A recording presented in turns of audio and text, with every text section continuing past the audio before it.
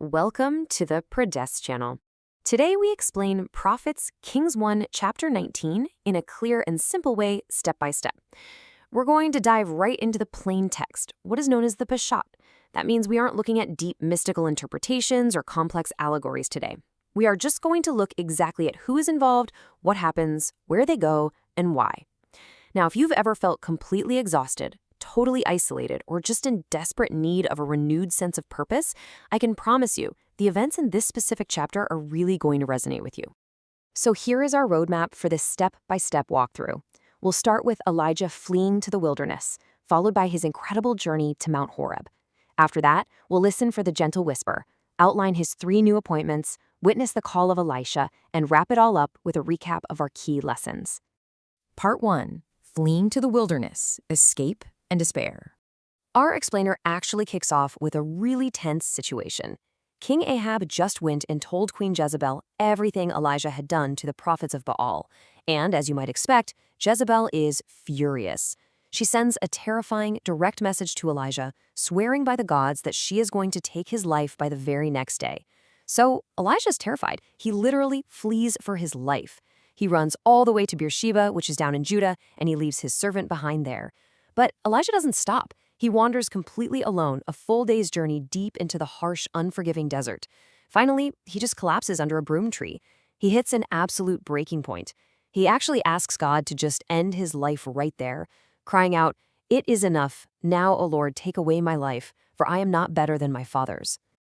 Now let's talk about this broom tree. Completely exhausted and deeply discouraged, Elijah falls asleep under this desert shrub, ready to just give up on everything. You have to understand, a broom tree is not some luxurious leafy oak offering a giant canopy. It's a scraggly desert plant that provides very sparse shade in an otherwise totally barren, blistering landscape. And this is exactly where the great prophet collapses. He's done fighting, he's done running, and he just wants to rest permanently. But look closely at the plain text to see exactly how God responds to Elijah's despair. It's actually fascinating.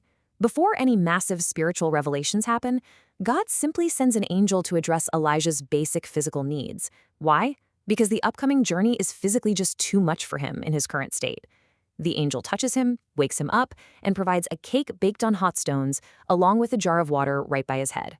So Elijah eats, he drinks, and then he goes right back to sleep. After a while, the angel of the Lord comes back a second time, touches him again, and says, "Get up and eat, for the journey is too much for you." It's such an incredibly practical, grounded intervention.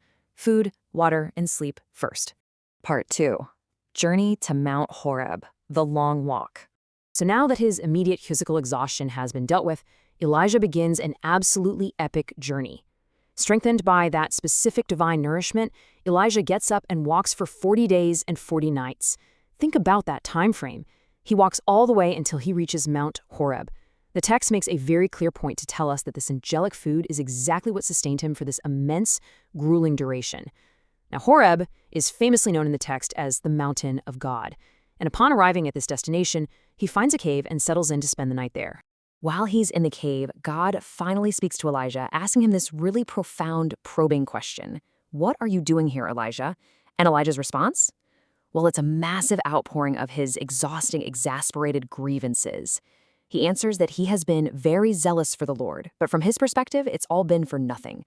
He says the Israelites have completely rejected the covenant, they've broken down the altars, and they've put all the other prophets to death with the sword.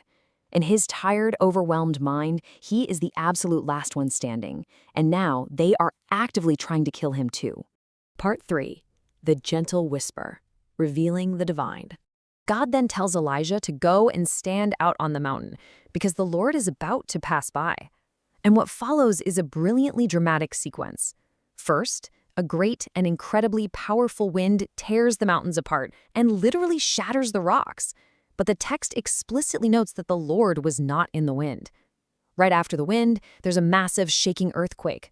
But again, the Lord was not in the earthquake. After the earthquake comes a blazing fire, but the Lord was not in the fire. And then, after the fire and all that chaos, comes a gentle whisper, a still, small voice. Upon hearing this incredibly quiet sound, Elijah takes his mantle, his cloak, and pulls it over his face, and finally steps out to the mouth of the cave. He recognizes immediately that the true divine presence wasn't in the spectacular destruction, but in this quiet stillness. Pulling his cloak over his face is a pure physical act of reverence and awe before he steps out to face the voice.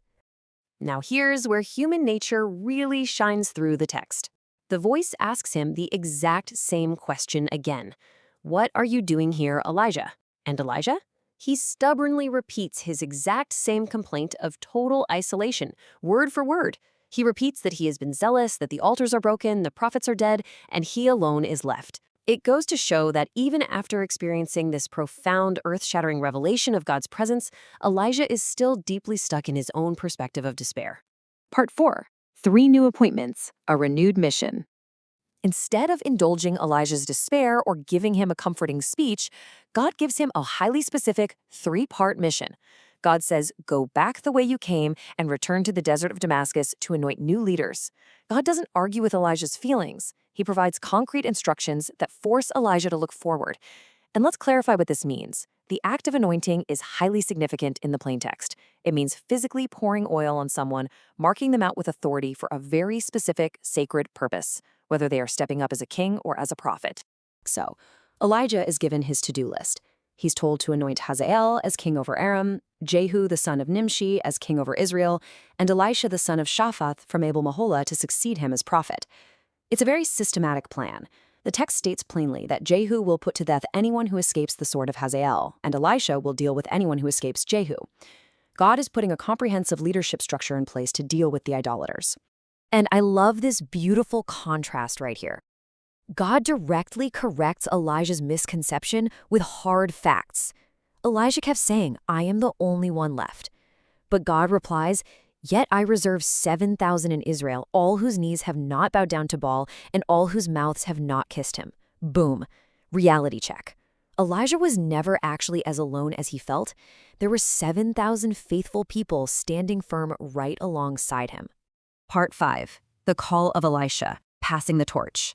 Following these strict new orders, Elijah sets out from the mountain and immediately tracks down Elijah.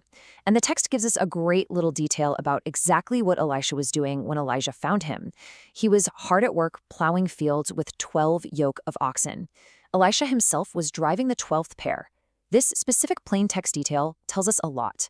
It highlights that Elisha was a man of substance, deeply tied to the land, heavily involved in big agricultural work, and actively getting his hands dirty when the prophet found him. Elijah walks right up to him and simply throws his mantle over Elisha. It's a profound physical gesture, marking him as his chosen prophetic successor. And remember, that is the exact same cloak Elijah just used to cover his own face in reverence at the cave. He now casts it upon Elisha. It is a powerful, totally silent invitation to step away from his current life and into the role of a prophet. Elisha immediately leaves his oxen. He gets it. He asks to say goodbye to his parents, which really shows he understands the massive weight of this calling. He runs after Elijah and says, "Let me kiss my father and mother goodbye, and then I will come with you." Elijah's response is remarkably brief. He just says, "Go back. What have I done to you?" He isn't forcing Elijah into this. He is leaving the monumental choice entirely up to him. Well, Elisha's response is completely definitive. He takes his yoke of oxen, slaughters them, and then he takes his own wooden plowing equipment and uses it as the firewood to cook the meat. By doing this, Elisha is quite literally burning his bridges to his past occupation. There's no plow to go back to. He gives the cooked food to the people to eat and then sets out to follow Elijah and become his attendant. His commitment to this new calling is total and absolute. Part 6. Key Lessons and Recap. Practical Takeaways. Looking purely at the events in this chapter, we see some incredibly profound truths about human nature and divine instruction. From eating baked cakes in the desert to finding God in a whisper and receiving a clear mission, we learn that physical rest and a concrete purpose are often the best cures for deep despair. Think about it. Before God spoke to Elijah's spirit, the angel fed his body and let him sleep. When the revelation finally came, it wasn't in the spectacular chaos, but in a gentle whisper. When Elijah felt entirely alone, God didn't just offer him empty sympathy, he offered him a job to do, and the reality that 7,000 others stood with him. And finally, through Elisha, we see what it means to fully commit, to literally burn the plow and step decisively into your true purpose. So the next time you find yourself sitting under a proverbial broom tree, completely exhausted and ready to give up, ask yourself, are you anxiously listening for the earthquake, or are you quiet enough to hear the gentle whisper calling you to your next purpose? Thank you for learning with us. If this helps you understand the chapter better, like, subscribe, and join us for the next chapter.